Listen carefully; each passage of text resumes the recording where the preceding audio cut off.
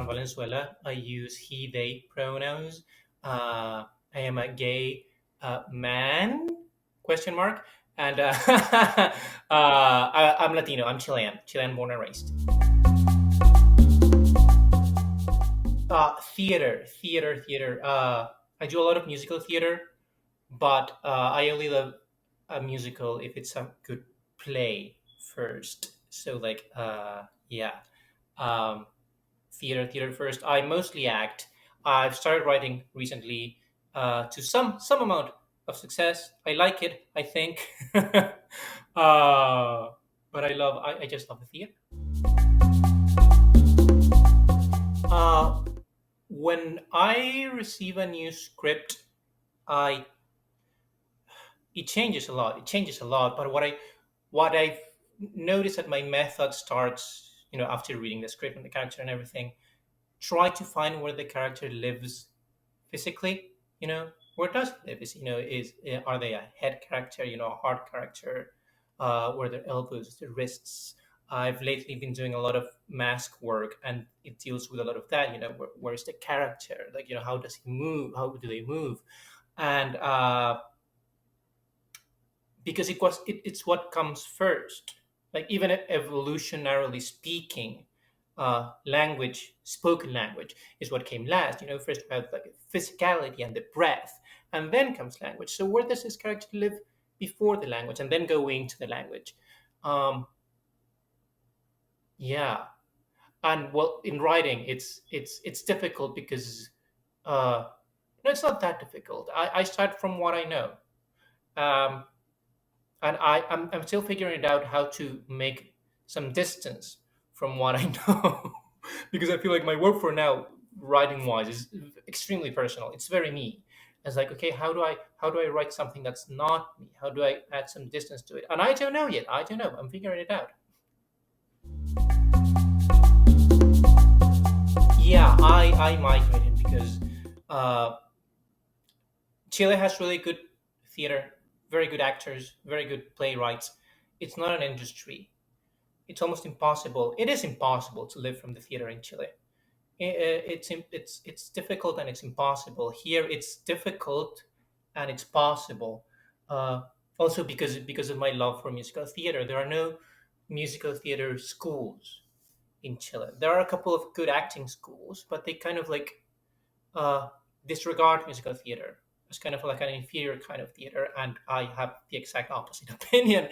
Um, so I had to go somewhere where I could learn that. And contemporary musical theater was born in New York, so like, why not come to where it was born? And that's why I came.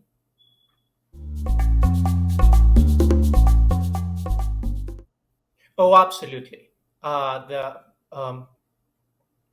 because I'm Latino and I'm here, I've done a lot of Latina theater, a lot of it, much more than than I would have expected, that I would have thought of. And well, it's beautiful theater, but I've played so many undocumented immigrants. uh, so which is not something that I had done ever, back in Chile. And um, and there are beautiful stories. I didn't know this about me before I came, and I found it out that one of the main reasons, if not the main reason, why I like acting, is to tell stories, and those stories of those who couldn't tell their story themselves. So I love queer theater, especially like old timey queer theater. Like when people couldn't really come out. I love those stories because they didn't get to tell their stories, and now we can. Now I can, and of course the stories of migrants. Which are also, people who couldn't tell their story, and now I can. Um, so it's definitely changed. The kind of theater that I do.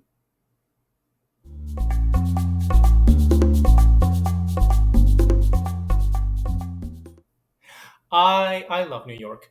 Um, and it can be intimidating, because so many people, incredibly talented people, come here, and everyone is so talented.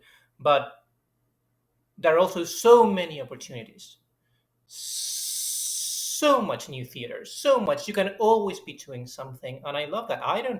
Uh, I don't think of myself as that talented. I think I'm pretty unique. But I'm not sure if I'm that talented. But I always find myself with a new project because everyone is making something all the time, and I love that. I love that. Um, It's a permanent explosion of creativity. So you can always be doing something. It's cruel because people know it's difficult. People know it's expensive. It's cruel. You don't expect that uh, cruelty. Well, my immigration process is kind of particular because I'm going through trying to get an O1 visa, which is called an extraordinary talent visa. And First of all, you have to believe that you have extraordinary talent, which is no, it's difficult. It's difficult for me. It's been almost a fake it until you make it kind of thing. My mentality initially was like, okay, I have to make immigration think that I'm a person of extraordinary talent. But after going through most of the process, I'm like, wait. I am a person of extraordinary talent. I need to prove it, but I think I am. I think I am. And But it's cruel because it's someone in an office who's going to determine if you're talented enough, which is so ah cruel. And also because it's people know it's expensive, but when you're in between visas, you can't work and you have to continue to live, and it continues being expensive. Um, and also, so the process is so convoluted that I've had to ask so many favors to so many people, and you find out what kind of people are actually there for you and who isn't, and that's also difficult. It's disappointing so many times, um, and it's cruel. Hire them. Especially like I can speak through my experience. Um, so yes, while they are able to work, hire them as much as possible. Um, write for them, write recommendations for them. Include them in your projects. Include them in your press because that's going to help them a lot, help us a lot. Um, what else? What else? What else? What else? What else? Well, if you're a creative, write characters for immigrants. We have lots of stories. It's such a beautiful story, of a journey, Um, so yeah, I think that's it. Uh,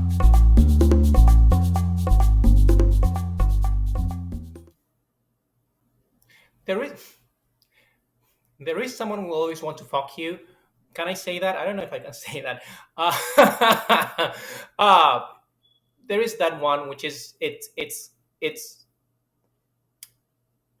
about your physical looks because it's sometimes difficult to appreciate yourself, and sometimes you wonder, is anyone ever going to love me, yada yada yada. In the artistic point of view, you can be like, oh, this is crap, my work is crap, no one's ever going to someone's going to like it. There's always someone going to like it, and sure, people tell you that you have to love yourself, love your art before somebody else can, and that's not true. Like, you're worthy of love before you find love for yourself, and knowing that somebody else is going to love you or your work even when you don't, it helps while you're still finding that love for yourself. Also, and this one is more serious, uh, what's for you will not go by you. What's for you will not go by you, and that especially well, with everything, but like with auditions, when you're like it can be overwhelming because there's so many coming from everywhere, and sometimes you find out of a project that you would have been perfect of but you didn't hear of. It's like, why? It's like, no, no, if it went by you, if it wasn't in your control, it wasn't for you. And that helps a lot, calm yourself down and look into the future instead of what could have been, because what could have been wasn't for you.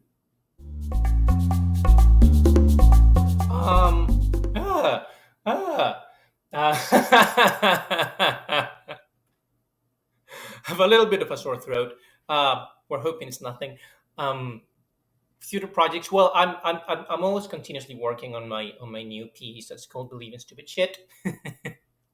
It's a one man show for now, at least, and we did a small like workshop here in New York, and it had some success. So I'm really looking forward to it again, to continue to write on it. It is about, things that we believe and that are close to us, but if you think them a little bit, they're actually ridiculous. But that's not, that doesn't really say anything about you or about your smarts. Like it's really the opposite.